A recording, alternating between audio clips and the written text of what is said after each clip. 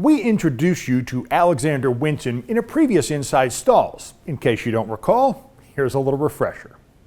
Alexander Winton and his Winton Motor Carriage Company is largely credited with creating the automobile business in the United States. He built his first motorized vehicle in 1896 and in 1897 was credited with selling the first automobile in the United States. Oh, but there's so much more to the story, so much more to Winton and his car, which started it all, and I mean all of it.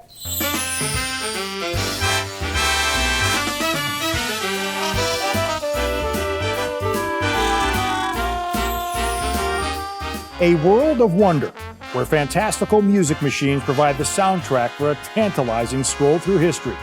Vintage automobiles and memorabilia stimulate the senses around every chromed curve and corner. This is Inside Stahls.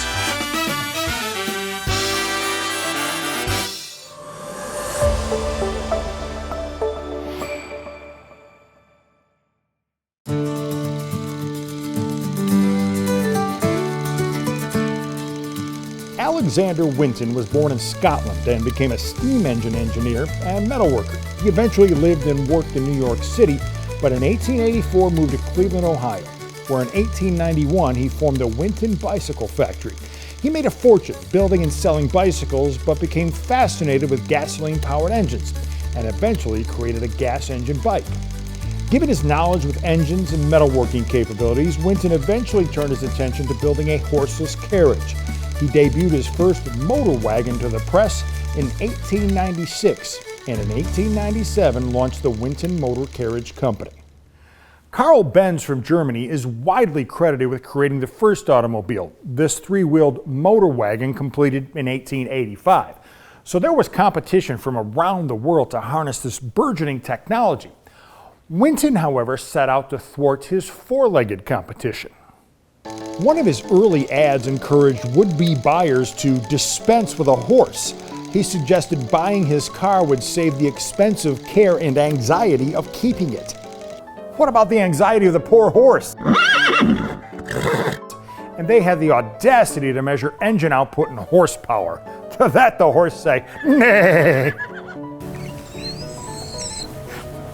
In addition to upsetting the equine community, Winton developed less offensive marketing campaigns to promote his creation. In July of 1897, despite there being no roads connecting the two cities, Winton drove his car from Cleveland to New York in the span of 9 days. The two-cylinder motor was fueled by cleaning fluid, and while the grueling trip gathered attention back in Cleveland, there was little publicity when he arrived in New York. In May of 1899, Winton made the trip again. This time it was sponsored by the Cleveland Plain Dealer, and Winton was accompanied by a reporter named Chaz Shanks. The trip went much faster. They arrived in New York in less than 3 days. And thanks to Shanks' daily reports to over 30 newspapers during the trip, it was much more publicized and greatly received in New York. Shanks' writing and the subsequent publicity is also credited with entering the French word automobile into the American vernacular for the first time. This was the first horseless carriage to be referred to as an automobile. Winton was eventually credited with 100 different automobile patents, but he was a man of many firsts. In 1898, Winton Motor Carriage Company became the first American company to sell an automobile to the general public. Selling for $1,000 each, Winton sold 21 cars in 1898 alone. This led to another Winton first. He's widely credited with creating the first semi-truck. Instead of driving cars to customers, Winton realized it would be more cost-effective and less damaging to the vehicle to ship his cars to buyers across the country.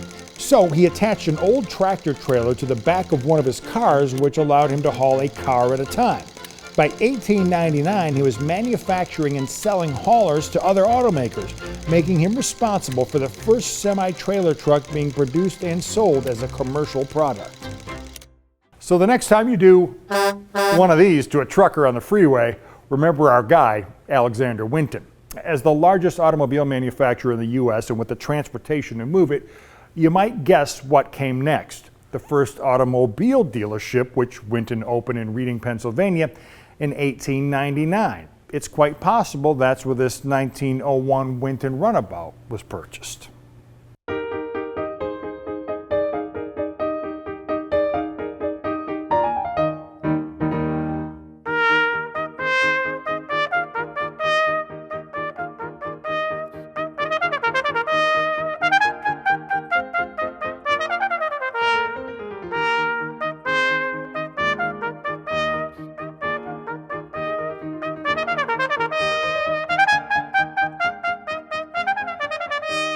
This baby pumped out a whopping 10 horsepower.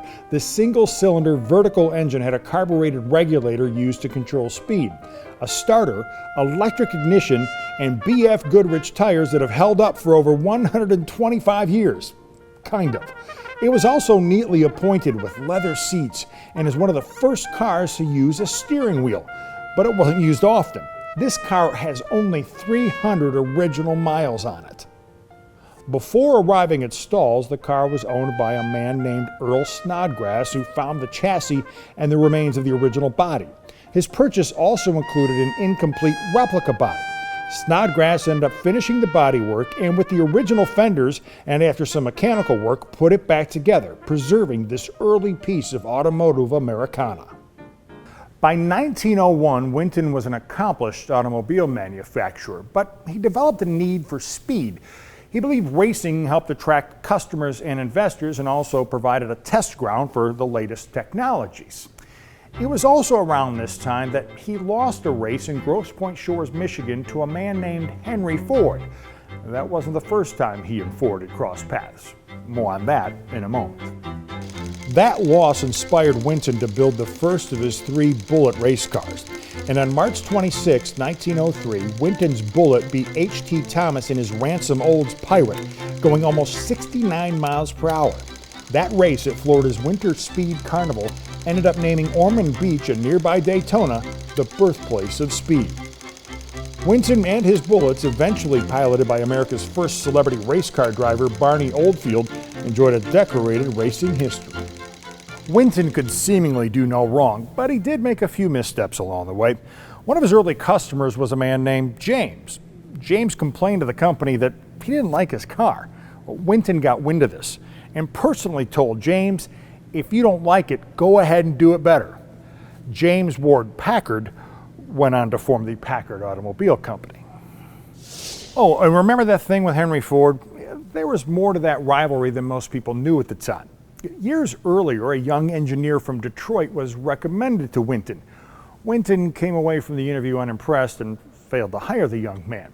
Well, even though Winton's car predated Ford's by 5 years, that young man named Henry got the last laugh. His company is still going strong to this day. The Winton Motor Carriage Company ceased automobile production in 1924, but 12 years earlier, Winton started the Winton Engine Company, specializing in marine and stationary gas and diesel-powered engines. He eventually became a supplier of locomotive engines, and that business still exists to this day under the name Electromotive Diesel. All of that from this, a small car that gave birth to industry, technology, and businesses that still exist to this day. You know, it's said that Alexander Winton is a forgotten automotive pioneer. His contributions overlooked in favor of those of Mercedes-Benz, Ford, and the Packards of the world. But drive by any auto dealership, roll up to a big rig, or take a look at this 1901 Winton, and you'll be reminded of Alexander Winton virtually any place you go, but especially here at Stahls.